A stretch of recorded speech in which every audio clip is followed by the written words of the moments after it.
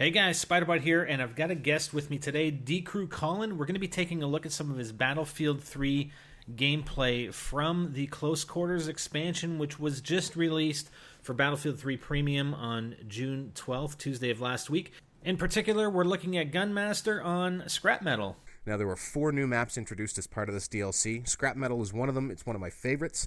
And as well, there were 10 new primary weapons included in the expansion pack and 1 new launcher. 9 of these primary weapons are highlighted in the game Gunmaster, and the 10th is actually unlocked by placing top 5 in Gunmaster. So the way the game works is that you have to progress through 15 different primary weapons, getting 2 kills with each one. And then when you're done with that, you have to get 1 kill with this new launcher, which is the M320 LVG, which is no joke. And then you have to finish off the round by getting 1 knife kill. So that's how you win the game. And if at any time you get knifed, you get demoted by 1 kill.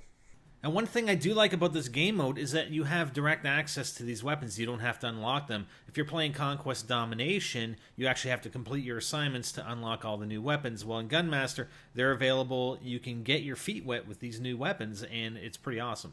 Yeah, it gives you a look at those weapons. Hopefully you don't have it in your hands for too long. Yeah, that's right. All right, let's get into the gameplay and check it out.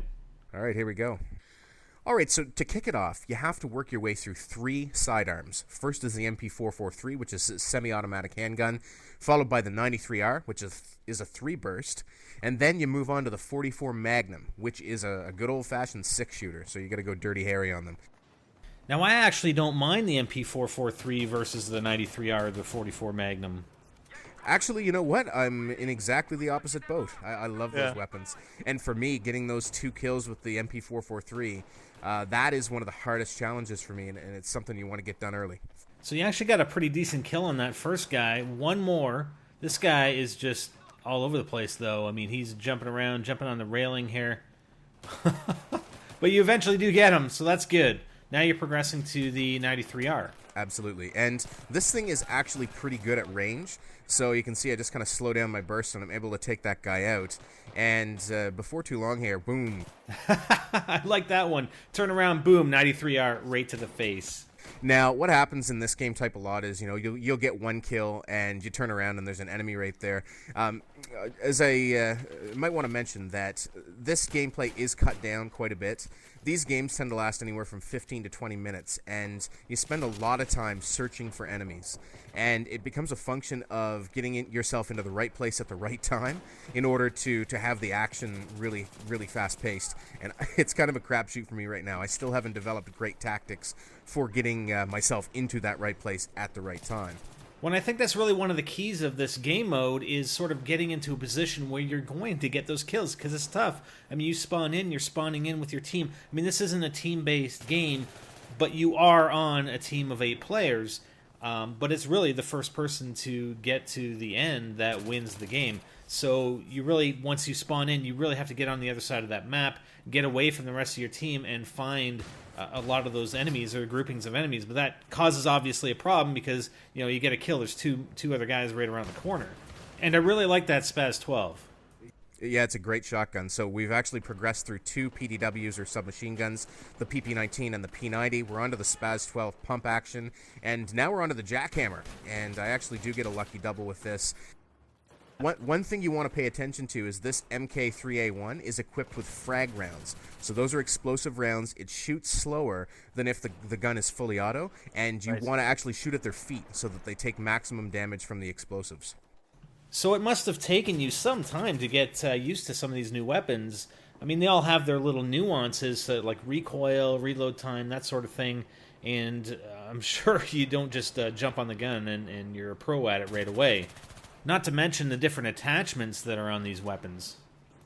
Yeah, it did, and I haven't unlocked them all in the main game, but I've played with some of them.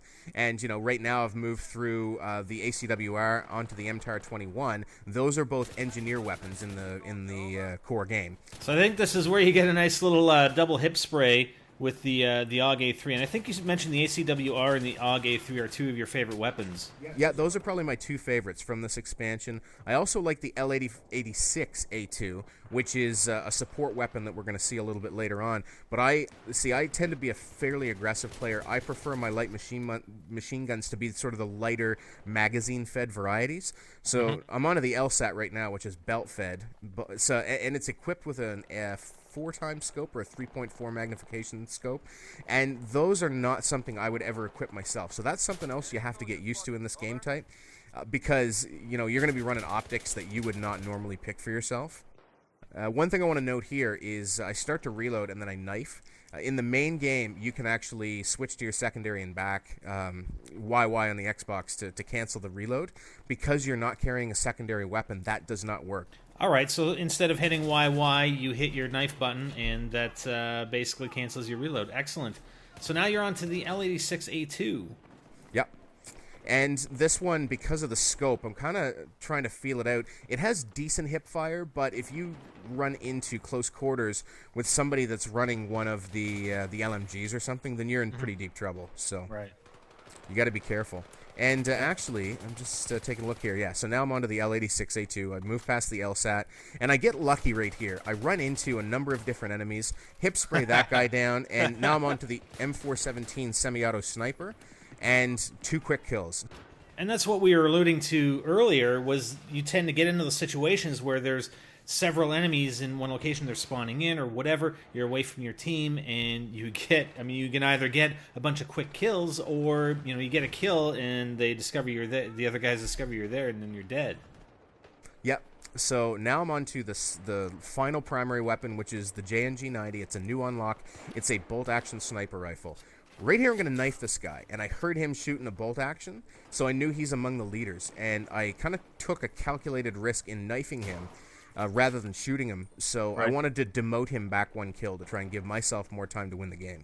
So anytime you get knifed, you get knocked back 1 kill. Not 1 weapon, but 1 kill. 1 kill, yep. So, I mean, if you didn't have any kills with the weapon you're using, then it knocks you back a weapon. If you had 1 kill already with that weapon, it just knocks you back a kill. Okay. All right. So we're trying to get that 2nd kill with the bolt action. It's equipped with an ACOG, a 4-power optic. Good kill, good kill. Now you're on to the dreaded M320 LVG, and we have a bit of a difficult time here. So this is basically a grenade launcher and another new weapon in the close quarters expansion. This does not explode on impact. So what you can see right now, I'm trying to launch it at that guy's feet and keep him in the area long enough for it to blow up. I eventually commit suicide. And when I've been successful in getting kills with this thing, that's what's happened. I've hit them with it, it drops at their feet, and then I try and dance around them to confuse them so that they don't leave the area and stand on it. I don't have a better tactic for this just yet, and you'll see I'm getting hit markers across the map, and it's just... It's extremely, extremely frustrating. Sometimes it can take a really long time in order to get that kill. So you can't actually even get a direct impact kill with this thing. I mean, it doesn't do anything. It doesn't even hurt them, but it does drop a live frag grenade at their feet. You can bounce this thing off walls, etc. So that's kind of how it works differently from the standard M320 frag. All right, right now we got 2 players ahead of us. We're still looking for this last kill with the M320. But the other person had moved ahead of me, got the knife, I lose the game. Frustration. Those last few kills, especially, if you're struggling to win a game, it's, man, it gets your adrenaline pumping. It's some good action. I think my one criticism of the game type is that I would prefer to see it as a free-for-all mode, so that you can, you're not searching with your team for enemies. In Counter-Strike, they had gun game, and it was a team-based game, but you were playing on very small maps that didn't have this level of vertical gameplay. And then there was a gun game in Call of Duty Black Ops, but that was in a very small map, and that was a free-for-all. So I think that given the size of these maps, the game would be a little bit more action-packed and chaotic, and it wouldn't take 20 minutes if it was a free-for-all. That's it for now, guys. Thanks for watching. If you want to check out more Battlefield 3 gameplay, be sure to go over and take a look at DCRUColin's channel over on G2PO.com, as well as NextGenTactics. Colin, it's been a pleasure as always. Thanks for joining us here, and I'm SpiderBite, and I'm out. Cheers, man.